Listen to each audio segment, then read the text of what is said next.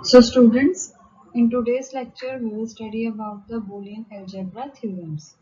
तो देखते हैं कौन सी थ्योरम्स अवेलेबल हैं बूलियन अलजेब्रा में। अभी तक हमने बूलियन अलजेब्रा में जो डिफरेंट लॉज होते हैं वो पढ़े हैं, तो आज हम पढ़ेंगे अलग अलग थ्योरम्स जो बूलियन अलजेब्रा में अवेलेबल हैं। So first of all duality theorem.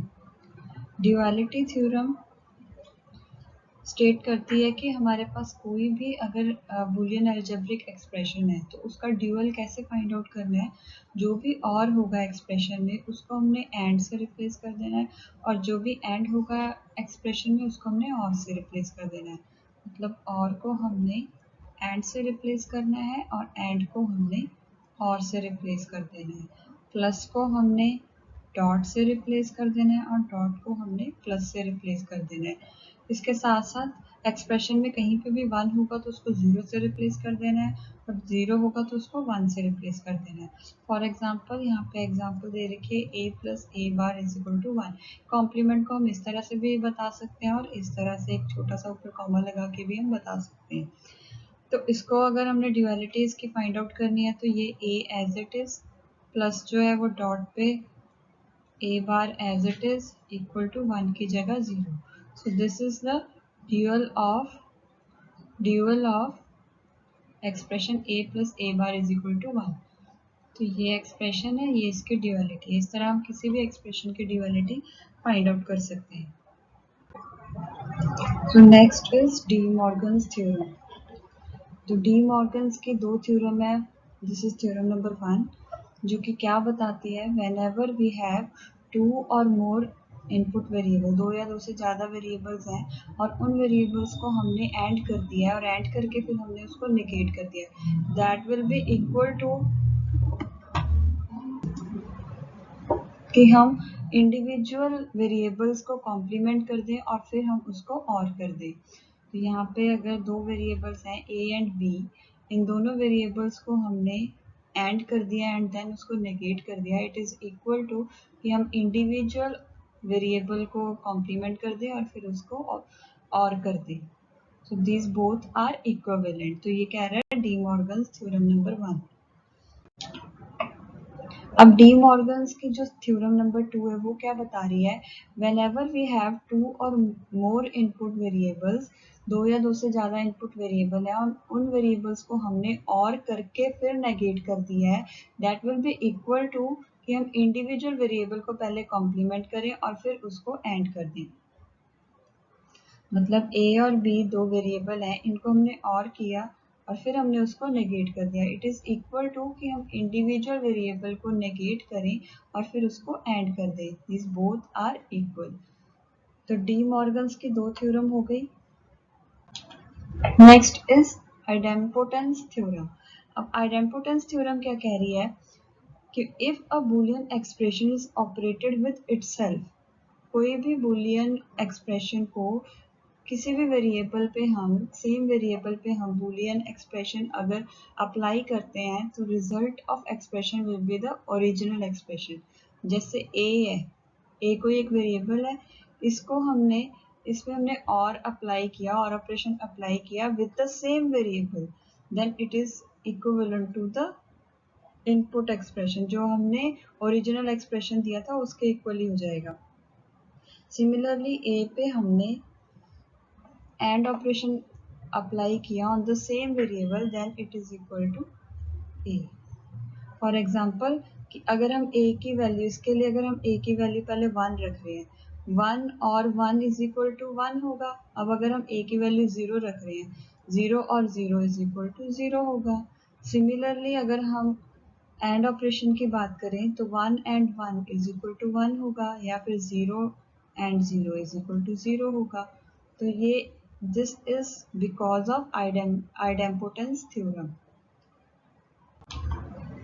Next is involution theorem. Involution theorem कहती है कि अगर किसी भी वेरिएबल को हम 2 टाइम्स कॉम्प्लीमेंट कर दें, the complement of any element, किसी एलिमेंट के कॉम्प्लीमेंट को फिर से कॉम्प्लीमेंट कर दे, then it is equal to the element itself.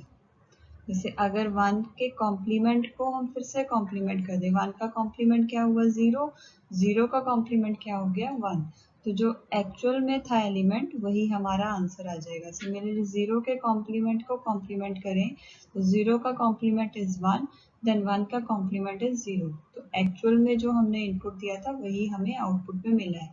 So this is involution theorem. Next आती है absorption theorem. Absorption theorem in Boolean algebra is law that state that term can be absorbed by another term, कि कोई एक term जो है, कोई एक variable जो है दूसरे टर्म को एब्जॉर्ब कर देगा। अब एब्जॉर्प्शन थ्योरम की आगे दो फॉर्म्स हैं, वन इज फॉर द और operator and another is for the end operator. सबसे पहले देखते हैं और ऑपरेटर के लिए एब्जॉर्प्शन लॉ क्या होता है, ए और ए एंड बी। तो ये जो और ऑपरेटर जो है ये एंड ऑपरेटर को, मतलब ये वाली जो टर्म है ये इस टर्म को एब्जॉर्ब कर लेगी और answer will be A plus A dot B is equal to A. तो और ने इस टर्म को एब्जॉर्ब कर दिया है। इसी तरह अगर हम एंड एब्जॉर्प्शन की बात करें, ए एंड ए और B is equal to A, तो यहाँ पे ये जो एंड ऑपरेशन है, इस एंड ऑपरेशन ने इस और ऑपरेशन, इस पूरी टर्म को एब्जॉर्ब कर लिया है and the answer is a. हम अब चाहो तो इसका ट्रुथ टेबल बना के, मतलब ए की वैल्यू एक बार 1 एक बार 0, इसी तरह बी की वैल्यू एक बार 1 एक बार 0 रख के पूरे का पूरा इसको वेरीफाई भी कर सकते हैं। द आंसर जो है वो एट लास्ट ए ही आएगा। फॉर एग्जाम्पल अगर हम ए की इसके बात करते हैं और एब्जॉर्प्शन में ए की वैल्यू को हम 1 रखते हैं और बी की वैल्यू को अगर हम 0 रखते हैं, तो 1 प्लस 1 डॉट 0 क्या हुआ, 1 प्लस 1 डॉट 0 क्या होता है 0, 1 प्लस 0 क्या होता है हमेशा 1।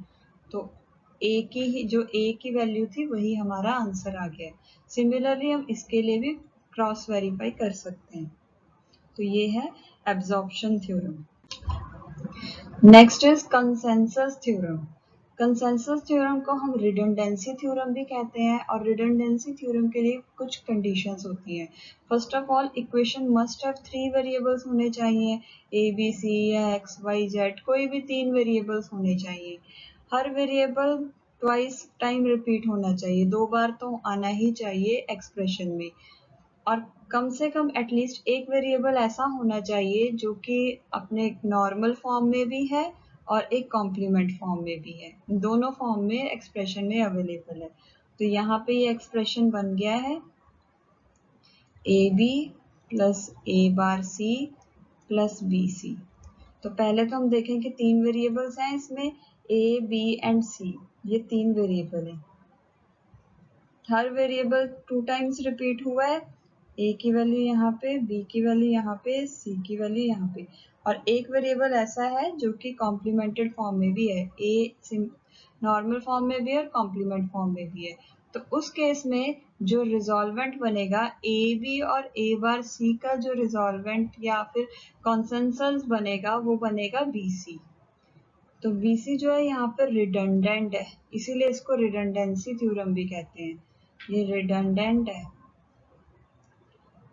तो हम इसको यहाँ से हटा सकते हैं। तो this whole expression is equal to A B plus A bar C. इसको भी आप चाहो तो ट्रुथ टेबल से भी आप इसको वेरीफाई कर सकते हैं। मतलब ए बी सी की पूरी वैल्यू लेके, ए बी सी की वैल्यूज लेनी है, देन ए बी की, ए बार सी की, ऐसे पूरा आप ट्रुथ टेबल बना के इसको कर सकते हैं। जैसे कि अगर आप ट्रुथ टेबल बनाते हो, ए की वैल्यू, बी की वैल्यू, सी की value, then A B, then A bar C, then B C, उसके बाद ये पूरे को ऐड करके अगर मैं इसको y बोल दूं और इसको z बोल दूं, तो अब नेक्स्ट यहाँ पे y की वैल्यू और z की वैल्यू, ये दोनों जो y की वैल्यू और z की वैल्यू जो इक्वल आनी चाहिए according to the consensus theorem. तो ये आप यहाँ पे पूरा ट्रुथ टेबल भी बना सकते हो।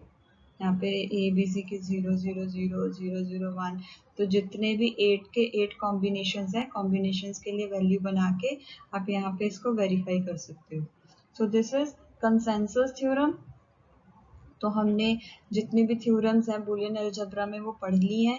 इन थ्योरम्स को और जो लॉज हमने पढ़े, पोस्टुलेट्स हमने पढ़े हैं, उनको अप्लाई करके आगे हम बूलियन एक्सप्रेशंस को सिंप्लीफाई करेंगे, मतलब उसको आगे शॉर्ट करेंगे for the minimum number of literals. तो नेक्स्ट लेक्चर में हम देखते हैं।